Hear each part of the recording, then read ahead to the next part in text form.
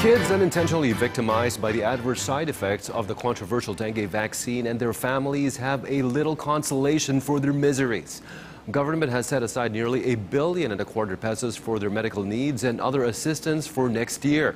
PTV correspondent Kenneth Paciente breaks down the supplemental allocation just given the green light by the Senate in this report.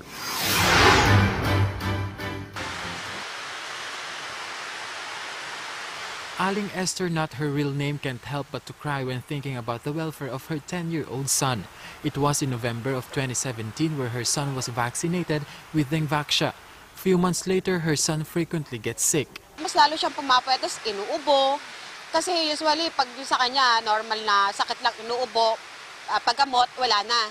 Sa kanya, hindi matapos-tapos yung ubo niya. After several examinations, they discovered that the heart of her son was also greatly affected.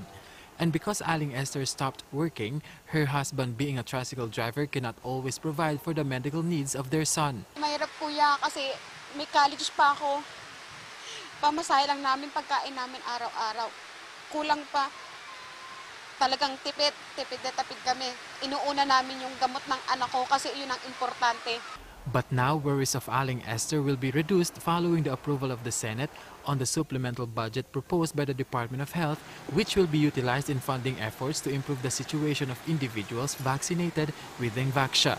The supplemental budget just approved is 1.161 billion pesos, with the biggest slice allotted for medical assistance of the vaccinees like hospitalization. 78.29 million pesos is earmarked for assessment and monitoring, while 70 million pesos is for the supply of medicines and 67.59 million pesos is set aside for professional development and recruitment, such as the hiring of nurses and health professionals who will monitor the vaccinees for 5 years. So we're very, very gratified, and thanks to the House and the Senate for their most positive decision to pass and approve this bill. The palace also lauds the fast action of the Senate in approving the supplemental budget. That's why Aling Esther is so thankful, for this is huge help for her and her son. Sana mabilis makaano yung pera na yun para malaking tulong sa amin yung panggastos namin pang araw-araw. Meanwhile, DOH would be issuing guidelines necessary for the availment of the medical assistance program